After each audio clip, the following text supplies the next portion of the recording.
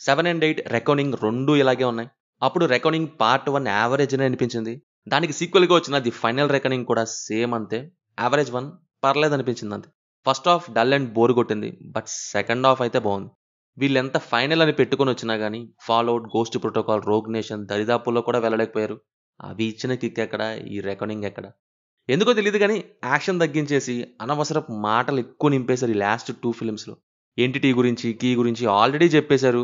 మళ్ళీ మళ్ళీ అదే రిపీట్ చేసి మొదటి గంట బోర్ కొట్టించారు. ఈథన్ హంట్ సముద్రంలోకి దూకాకే సినిమా కొంత ఇంట్రెస్టింగ్‌గా మారింది. ఇక సెకండ్ హాఫ్‌లో అదే మూడ్‌ని కంటిన్యూ చేసి తీసుకెళ్లారు కాబట్టి కొంతవరకైనా పర్లేదనిపించింది. లేకుంటే ఇంకేముంది? అవే పంచాయతీలు కంటిన్యూ చేసుంటే ఎంటిటీ ఎంట్రీ అయిపోయింది. ఇక అటునుంచటే ఎగ్జిట్‌కి దారి చూసుకునేవాడిని. బంచ్ ఆఫ్ పీపుల్ ఎక్స్‌ప్లోషన్ గురించి డిస్కస్ చేసుకునే పోర్షన్స్ అన్నీ డల్‌గా ఉన్నాయి. సినిమా 2 అవర్స్ 50 మినిట్స్ అయితే అందులో గంట 20 నిమిషాలు ఆ మాటలే ఉన్నాయి. మిగతా సగం యాక్షన్. అయితే ఈ యాక్షన్‌లో మూవ్‌మెంట్స్ ఉన్నాయి మంచి మంచివి. సముద్రం లోపల సబ్‌మెరైన్ థింగ్ ఒకటి.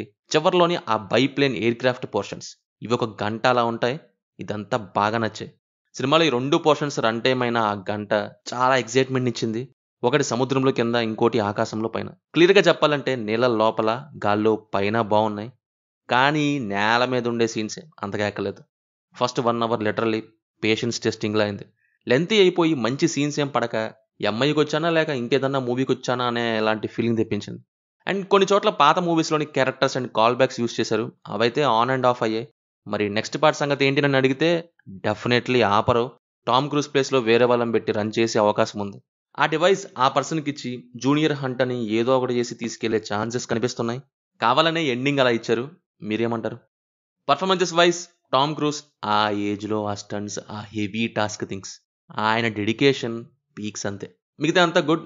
Technical work as usual MI movies లాగా ఎక్సలెంట్ ఉంది. ఫైనల్లీ సెకండ్ హాఫ్ కోసం ఒక లుక్ ఏసి తీసుకోవచ్చు. సినిమా చూసాక మీకెలా ఉందో కింద కామెంట్స్‌లో మాతో తప్పకుండా షేర్ చేసుకోండి. Will meet in next video. Thank you. జై హింద్.